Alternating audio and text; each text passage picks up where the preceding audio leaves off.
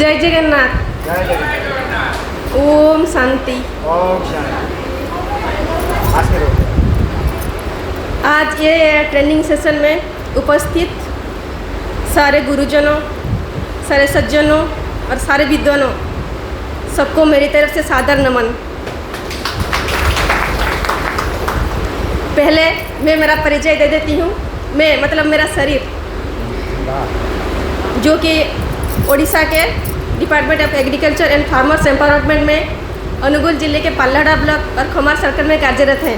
मेरा शरीर और मेरा आत्मा जो परमात्मा से मिलने की, उनसे लीन होने की कोशिश में है। जब पहले एक्सपोजर विजिट शुरू हुआ, एक्सपोजर विजिट की बात आई तो मैं पहले मना करती थी, नहीं मेरे को नहीं जाना है। पहले हमारे जो आइडियल डेवलपमेंट एजेंसी के जो दीपक भाई है, वो पहले मेरे को बोले थे कि दीदी जाना है क्या। मैं बोले कि नहीं जाना है। इसीलिए सबसे पहले मैं हमारा जो गवर्नमेंट ऑफिसर है, agriculture district officer Dilip sir को पहले धन्यवाद देना चाहती हूँ, जो कि यहाँ उपस्थित है, कि उन्होंने हमें परमिशन दी है यहाँ तक आने के लिए, इतना अनुभूति बनाने के लिए। और दीपक भाई जो आईडीए के प्रोग्राम कोऑर्डिनेटर हैं, उनको भी बहुत बहुत धन्यवाद दूंगी यहाँ तक हमें पहुँचाने के लिए। पहली बात तो ये है कि यहाँ पे सारे विद्वानों ने आए, उनसे मैं बहुत कुछ सीखा।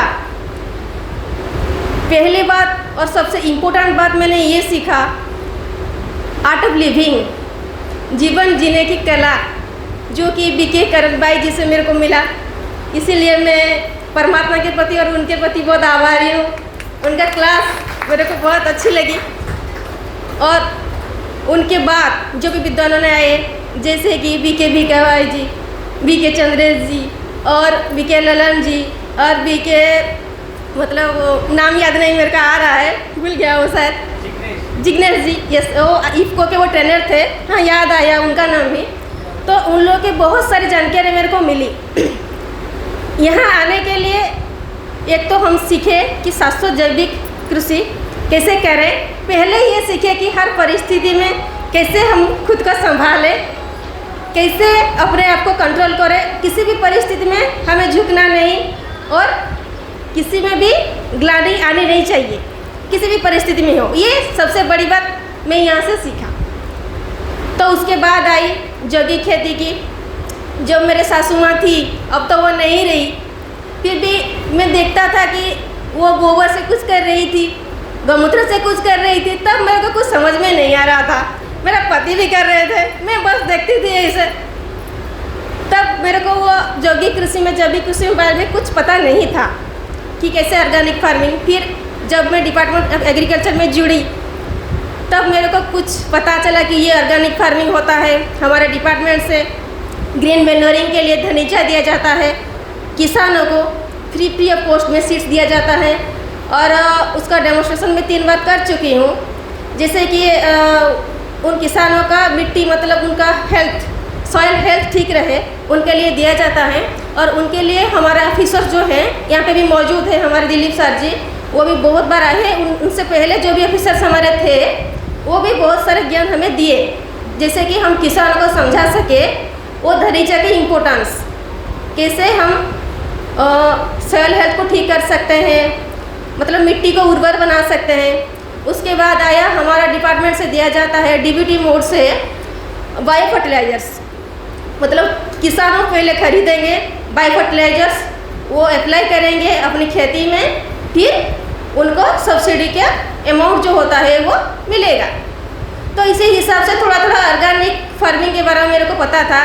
लेकिन यहाँ पे आके मैं उनका प्रैक्टिकल देखा कि कैसे बनाया जाता है। थोड़ी देर पहले हमारा सेशन चल रहा था, जैसे कि भिका भाई जी बताए, एक चीज़, एक सॉल्यूशन हर डिजीज़ के लिए, दसरपनिजन। तो वो इम्पोर्टेंट की पॉइंट रहा मेरे लिए। तो सब तो मैं डेमोन्स्ट्रेशन नहीं कर सकती, सबका इंग्रेडिएंट्स मेरे को याद नहीं रहा। फिर भी कुछ भी जो भी इंग्रेडिएंट्स है उन सबको मिला के हम कोशिश करेंगे कैसे कि दसरपनिजन बना सके और हमारे किसानों का सब बता सकते।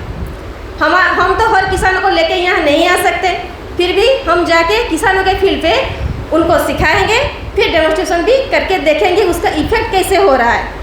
और सबसे बड़ी सबसे इम्पोर्टेंट बात यह है कि शाश्वत यौगिक कृषि।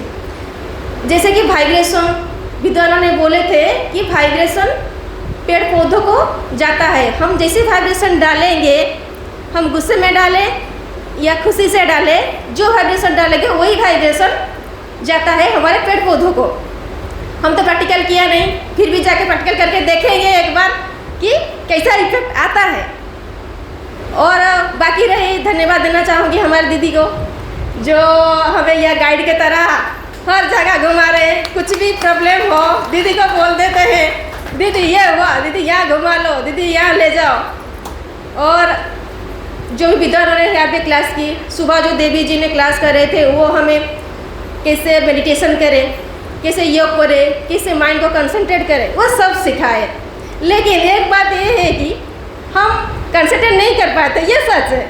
मैं नहीं, मेरे साथियों में जो भी आए हैं वो लोग भी कंसंट्रेट नहीं कर पा रहे थे। वो हम बातचीत कर रहे थे, लेकिन फिर भी ये सोचा कि अगर वो हम प्रैक्टिस करते रहेंगे रेगुलरली तो वो भी हो जाएगा। तो मैं भी उन लोगों को समझाया, सब तो मेरे से बड़े हैं, वो भी मेरे को समझाए हाँ हो जाएगा। फिर और बात आई, यहाँ से हम कल जो गए थे बहुत सारे पेड़ पौधे देखे। वो तो उड़ीसा में भी हमारा है, सारे पेड़ पौधे हैं, फिर भी हम देखें कि एक कैसे छोटी जगह में बहुत सारा मतलब स्ट्रक्चर मॉडल्स बने हैं। वो मॉडल हम भी उधर बना सकते हैं, किसानों को बताकर हम उनको गाइड करके बता सकते हैं। फिर भी वह मॉडल भी हमारे बहुत काम में आएगी। और यहाँ से फ्री में एक बुक मिला था, मैं सुबह उस बुक को पढ़ रहा था। फिर मेरे को याद आया कि जो 7 संस्कार विधि के बारे में बताए हैं, मतलब पहले से भूमि संस्कार विधि, बीज संस्कार विधि, जल संस्कार विधि, फसल संस्कार विधि और हार्वेस्टिंग का संस्कार विधि, और सब मैंने थोड़ी थोड़ी सिर्फ आँख डाल देख दिया, हर तरफ देख दिया, पेज उल्टा कर देख दिया। फिर वो बोला यहीं तक तो मतलब इतना सा तो काम नहीं चलेगा। फिर भी जब आए देखा कि 3 बुक मिल रहा था 60 रुपये में। हम में से कोई भी बुक ले लिए हैं, अभी तक हम ले लिए हैं। वो तो मैंने पढ़ा नहीं, मैं जाके देखूंगी। और मेरे जो फार्मर्स हैं मेरे सर्कल में, उनको मैं बताऊंगी कि वो कैसे, वो तो फर्टिलाइजर देके कर रहे हैं सब, फिर भी एक ही बार में तो सब नहीं करेंगे। फिर भी हम स्टेप वाइज कोशिश करेंगे कि वो कैसे स्टेप वाइज उसको मेंटेन करें। और जो स्कीम हमारा CDP MLIP means crop diversification program mega lift irrigation project से, उसमें क्या होता है कि हमें बहुत सारे फसलों के करना होता है धान के बदले, मतलब पेडी को रिप्लेस करके हमें नॉन पेडी करना होता है। तो हम यह देखें कि ये तो सब नॉन पेडी है, सब्जियां हैं, फलों हैं, फूलों हैं, तो वो भी हम बताएंगे हमारा किसानों को कि कैसे वो भी उगा सकते हैं। वो भी उनके लिए कैश क्रॉप बनेगा, वो बहुत लाभवान हो सकते हैं। छोटा फार्मर भी इसको एफोर्ड कर सकता है। और आपका जो यहाँ का जो है मिक्स क्रॉपिंग, मतलब वहाँ हमारा 2 क्रॉप को लेकर हम मिक्स क्रॉपिंग करते हैं, जैसे कि अरहर या ग्राउंडनट लेकर करते हैं एग्रीकल्चर में। लेकिन यहाँ आप मैं देखा कि सब्जी के सारे के इंटर क्रॉपिंग कर रहे हैं, सबसे जो मिला के 4-5 क्रॉप्स मिला के कर रहे हैं सब्जी। तो वो भी मेरे को बहुत अच्छा लगा। वो मैं जाके किसानों को बताऊँगी कि कैसे 2 नहीं हम 5 क्रॉप कैसे करें, और छोटी सी जगह में हम कर भी सकते हैं। और किसानों के लिए वो अफोर्डेबल भी है, वो कर सकते हैं। और ऐसे भी हमारे डिपार्टमेंट से भी बहुत सारा सब्सिडियाँ भी मिलती है, उसके हिसाब से वो लोग भी कर सकते हैं। और ऐसे करके बहुत सारे बातें तो मैंने सीखी, बहुत सारा नोट्स भी किए मेरे नोटबुक में, और 3 बुक्स भी लेके जा रही हूँ, वो भी पढ़ूँगी, किसानों को बताऊँगी कैसे करना है। और परमात्मा की आशीर्वाद है मेरे ऊपर कि मैं यहाँ तक पहुँची, इतनी सारी बातें मेरे को पता चली, और इसके लिए परमात्मा के प्रति मैं आभार हूँ। और एक बार फिर से मैं सबका आभारी हूँ, इस फाउंडेशन का आभारी हूँ, राज्य एजुकेशन एंड रिसर्च फाउंडेशन का आभारी, बहुत बहुत आभारी हूँ, और परमात्मा की आभारी हूँ यहाँ तक मेरे को खड़ा करने के लिए।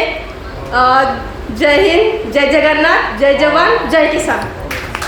Thank you. बहुत अच्छा।